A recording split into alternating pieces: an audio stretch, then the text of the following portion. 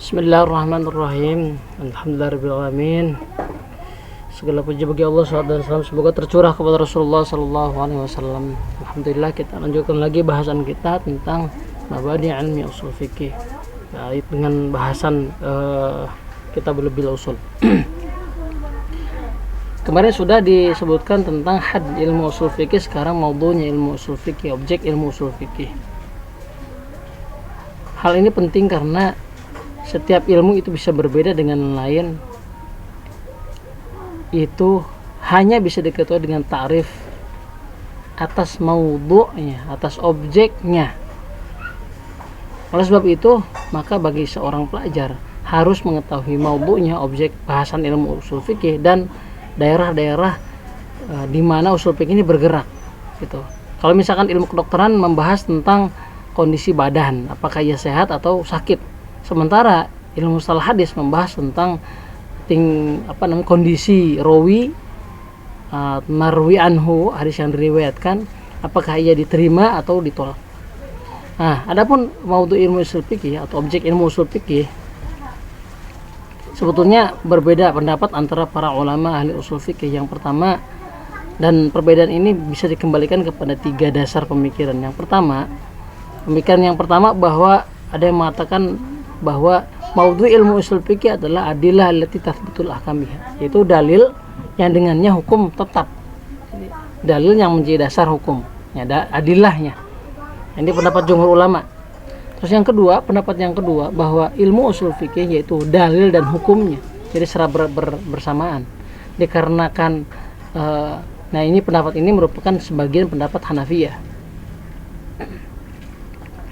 Disebabkan karena maudhu menurut Hanafiyah, maudhu ilmu usul fikih adalah hukum syariah yang ditetapkan dengan dalil, maka mengetahui masdar hukum atau sumber hukum atau dalil itu sendiri menjadi wasilah atau perantara untuk mempelajari hukum. Jadi ini bersamaan, tidak bisa dipisahkan. Terus yang ketiga, pendapat ini dipegang oleh jumhur Syafi'iyah seperti Imam Harumain, Al-Ghazali, Al-Baydawi, Ar-Razi, dan selain daripada beliau-beliau. Mereka berpendapat bahwa maudhu ilmu usul fikih adalah adillah wal murajjihat wa sifatul mujtahid. 3, dalilnya. Terus murajjihat, perkara-perkara yang menarjih. Yang ketiga, sifatul mujtahid adalah karakteristik mujtahid. Nah, ini pendapat jumhur Syafi'iyah. Oleh sebab itu, bagi jumhur Syafi'iyah ada 3 poin yang penting untuk dicatat. Yang pertama adalah mengetahui dalil. Mengetahui dalil secara global, secara umum, baik itu dalil itu qat'i, dhanni, muttafaq alaih atau mukhtalaf, berbeda pendapat gitu ya. Apakah ia menjadi hujah, apakah kekuatannya bagaimana, kekuatan suatu dalil sampai ia menyampaikan kepada hukum, terus syarat-syarat jadi hujah nih dalil, terus runtutan-runtutan nih dalil, dan semua hal yang berkaitan dengan dalil secara ijma. Itu poin yang pertama. Poin yang kedua, bagaimana cara mengambil faidah atau mengistinbat hukum daripada dia dari dalil itu sendiri. Ya, maksudnya bagaimana si dalil ini menjadi dalil? Apakah ia akli atau lafzi atau hakikat atau majaz? Ya, atau dengan cara dalil menjadi dalil itu dengan cara mantuk atau mafhum atau taksis. Nah, ini sebutnya turukul istinbat, bagaimana cara mengambil hukum.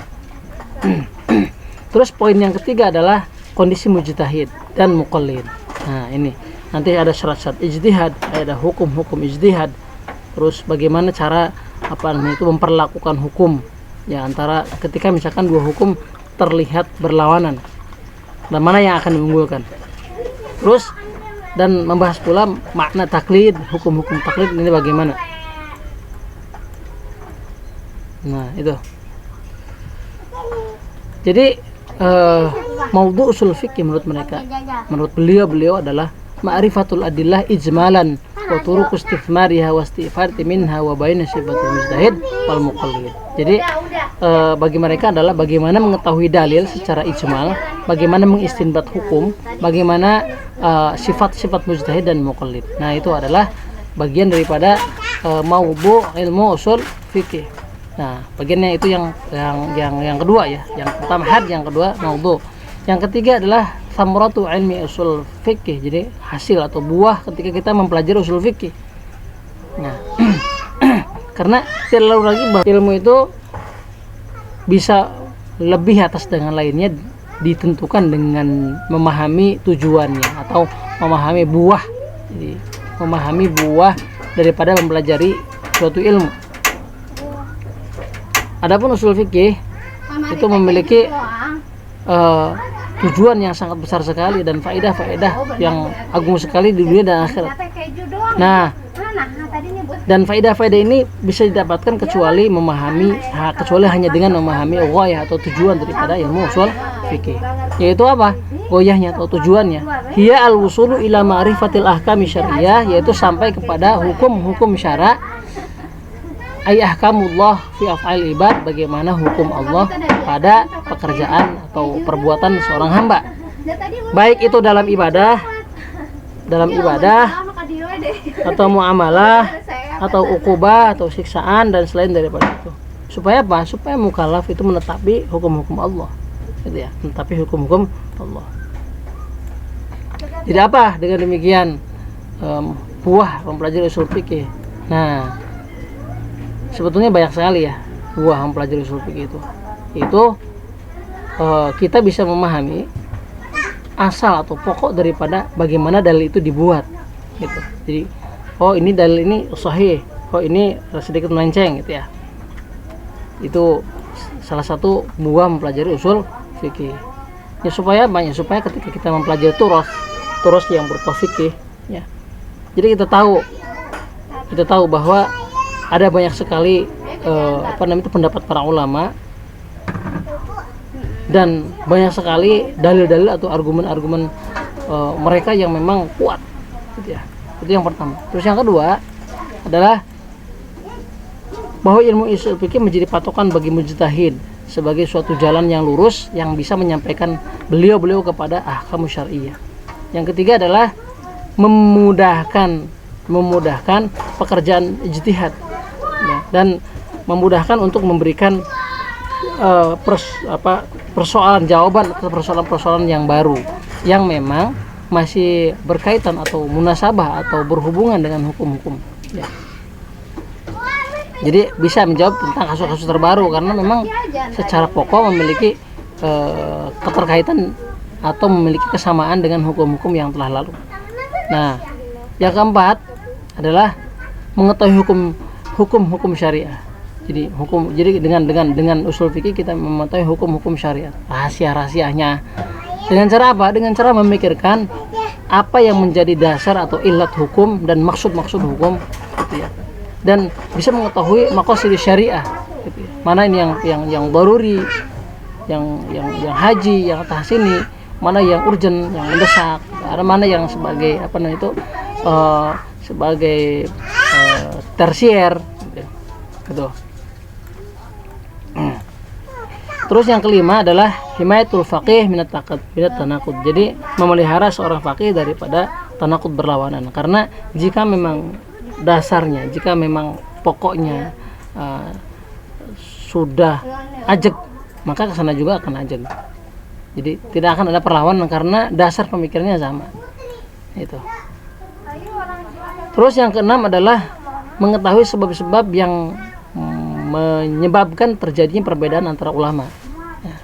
Jadi akhirnya kita lebih toleran, lebih memahami bahwa ternyata luar biasa ini persoalan ijtihad itu luar biasa, perdebatan di antara beliau kita hanya menikmati saja dan kita hanya bisa takjub gitu.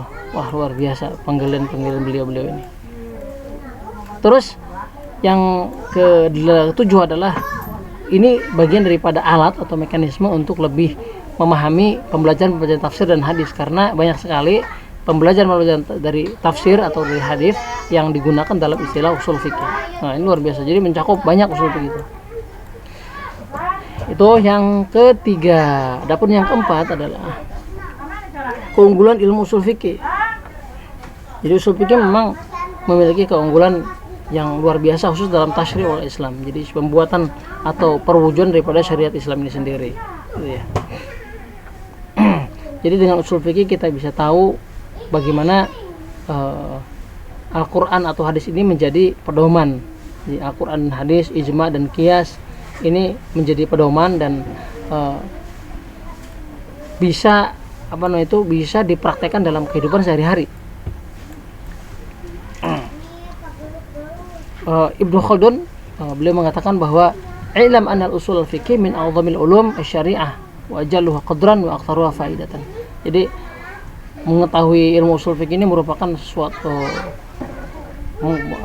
ketahuilah olehmu bahwa usul fikih ini bagian dari ilmu yang paling agung, ya. Ilmu agung dalam syariat Islam, wa ajalluha qadran, dan paling agung martabatnya dan faedahnya. Ini luar biasa ya mempelajari usul fikih ini.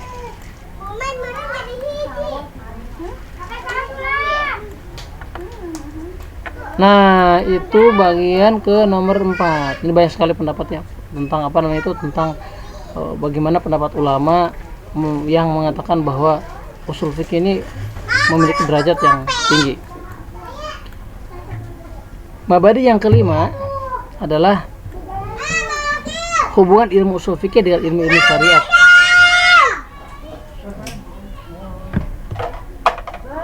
Yang kelima adalah hubungan ilmu usul fikih dengan ilmu-ilmu syariah. Jadi ilmu usul fikih memang sudah berdiri sendiri, gitu ya. Karena memang objek bahasanya berbeda dari ilmu yang lain. Gitu. Jadi ilmu usul fikih itu berbeda dari ilmu lain dalam hal tujuannya, maudhu'nya, masalah-masalahnya, gitu ya, dan lain sebagainya. Jadi ilmu usul fikih itu adalah ilmu alat. Jadi alat untuk mengetahui ilmu lainnya, yaitu fikih, gitu ya. Seperti ilmu mustalah hadis, seperti ilmu Quran, tafsir, gitu ya. Jadi ilmu usul fikih itu posisinya demikian. Jadi seperti ilmu mustalah hadis, ilmu mustalah kepada ilmu hadis. Jadi menjadi alat. Jadi alat untuk membantu memahami itu. Kalau ilmu mustalah kepada hadis ya. Itu adalah yang keenam adalah wadhi ilmu usul fikih. Ya, wadhi usul fikih. Jadi sebetulnya perjalanan ilmu usul fikih itu sudah bergerak semenjak zaman Nabi sallallahu alaihi wasallam. Cuma ketika zaman Nabi masalah dikembalikan kepada Rasulullah sallallahu alaihi wasallam, kemudian para sahabat, kemudian terus kepada tabi'in. Dan namun demikian ilmu ini berhasil dikodifikasikan oleh Al-Imam Asy-Syafi'i. Ya. Jadi Imam Ahmad bin Hanbal mengatakan lam nakun na'riful umum wal khusus hatta warada Syafi'i. Jadi kita tidak tahu, dalam risalahnya beliau mengatakan bahwa Imam Ahmad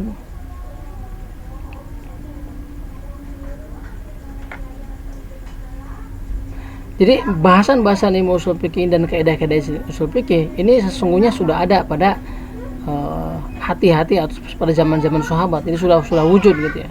Dan setelah para sahabat tabi'in, tapi pembukuannya belum terkodifikasi dengan rapi sehingga Imam Syafi'i mengarang kitab namanya Ar-Risalah.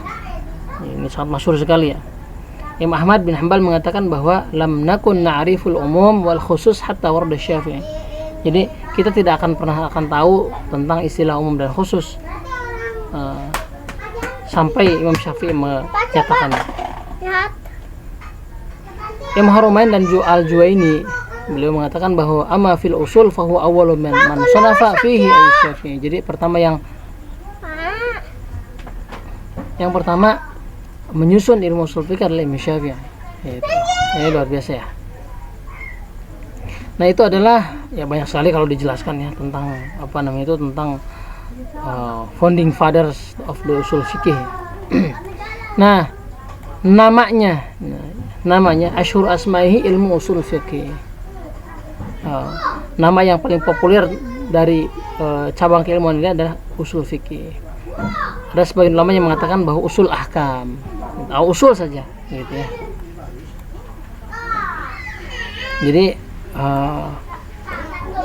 Ini sudah maklum ya. Terus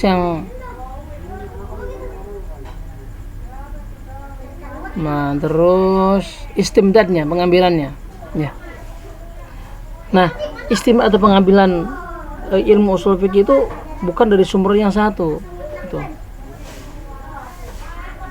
Nah, karena istimdad atau pengambilan usul fikih itu ada yang diambil dari nas Al-Quran atau sunnah, atau ada istimdad atau pengambilan usul fikih itu dari aqwalus sahabah dan bahasa Arab.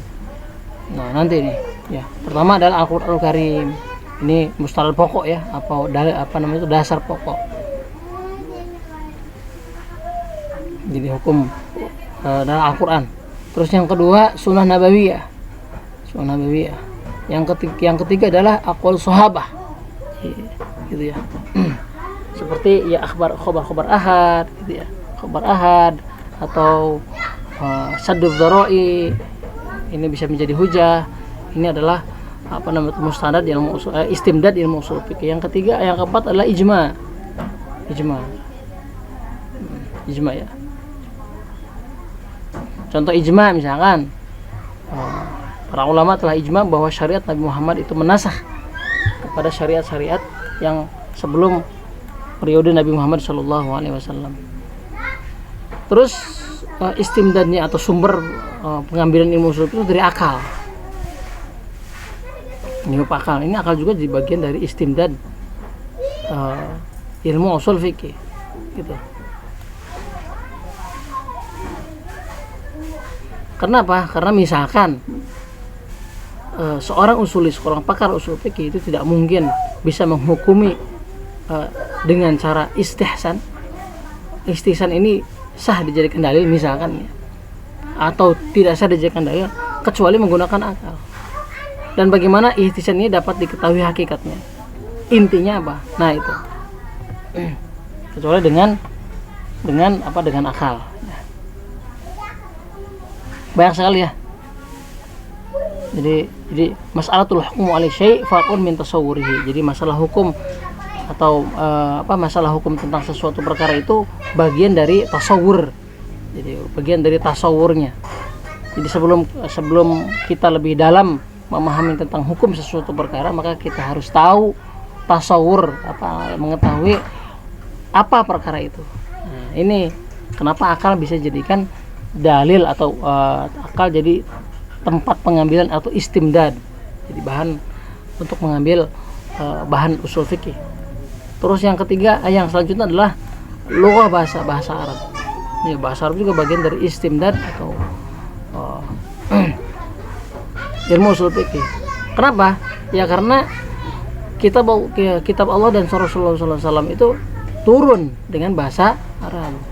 Oleh sebab itu seorang usuli maka harus memahami bahasa Arab dengan bahagian yang sempurna, yang luar biasa banyak.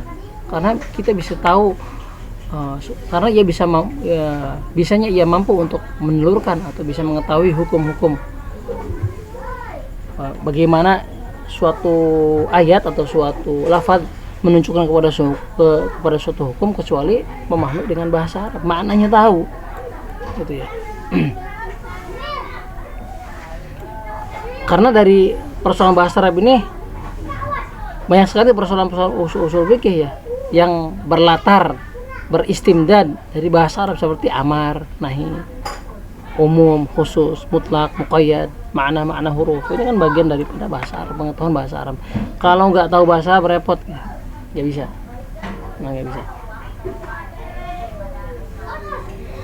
Nah, sumber pengambilan yang selanjutnya adalah ilmu usuluddin wal aqidah islamiyah. Gitu. Ilmu usul dan usul islamiyah.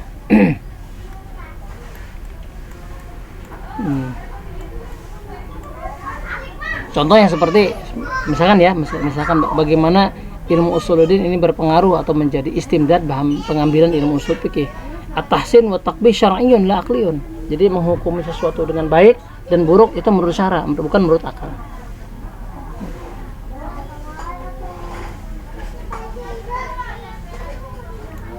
Atau seperti la ismata li ghairi nabi, tidak ada ismah bagi selain Nabi Muhammad sallallahu alaihi wasallam. Sumber istimdad yang nomor 8 adalah furu'ul fiqhiyah. Furu'ul fiqhiyah, misalkan masalah masalih mursalah, masalah-masalah istihsan gitu ya. Ini kan dari istiqra atau dari penelitian furu'ul fiqhiyah ini muncul sehingga berpengaruh pada istimdad ilmu usul fikih. Nah, sedikit lagi al-mabda'u tasi'. Jadi bagian dari mabadi yang ke-9 adalah hukum mempelajari ilmu usul fikih. Ini adalah hukumnya fardu kifayah bagi orang awam ya. Tapi fardu ain bagi seorang mujtahid.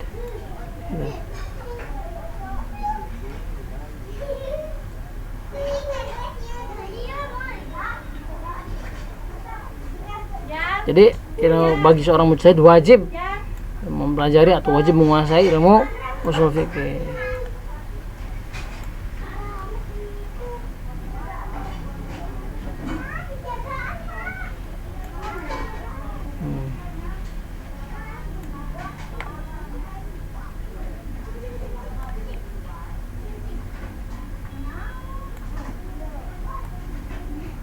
Dalam hal ini Syekhul Islam Ibnu Taimiyah beliau berkata, wa ma'rifat usul fikih fardu kifayatin wa qila fardu ainin ala man aradal ijtihad. Jadi hukumnya fardu kifayah, dan ada yang mengatakan bahwa ini hukumnya fardu ain bagi yang seorang mujtahid.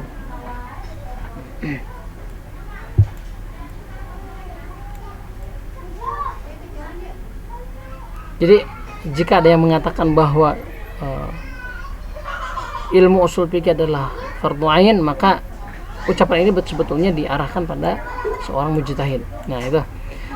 Yang terakhir adalah masalah-masalah di dalam ilmu usul fikih. Dalam usul fikih dengan detail.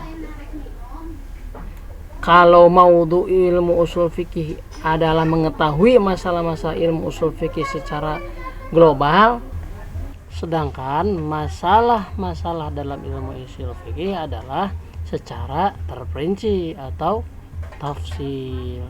Itu bedanya. Kalau tadi disebutkan adalah maudhu usul fikih.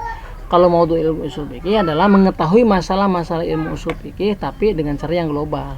Jadi kalau misalkan masalah yang dikemukakan dalam ilmu usul fikih, yang dimaksud masalah di sini adalah masalah-masalah yang bersifat tafsil. Seperti apa? Ya, seperti masalah-masalah yang berkaitan dengan dalil-dalil yang dihitung atau diperhitungkan menurut cara yang sepakat dan yang ikhtilaf, dilihat dari hal apakah ia dijadikan hujah gitu ya ataupun tidak. Terus dalil-dalil syara, apakah ia qat'i atau dhanni. Terus mabahits al-alfad, jadi baik bahasan-bahasan yang berkaitan dengan lafaz, apakah ia umum atau khusus atau amar atau nahi, mutlak, muqayyad, dan syarat-syarat mufti, orang yang memberikan fatwa, orang yang meminta fatwa, hukum-hukum mujtahid. Nah, ini adalah bagian-bagian dari detail atau spesifik dari masalah-masalah ilmu usul fikih. Itu berbeda dengan tadi maudhu ilmu usul fikih. Kalau maudhu mah lebih global. Bukan sekian dulu, nanti kita bahas langsung ke kitabnya. Ya, bahasan sedikit nanti akan kita susul dengan bahasan basmalah.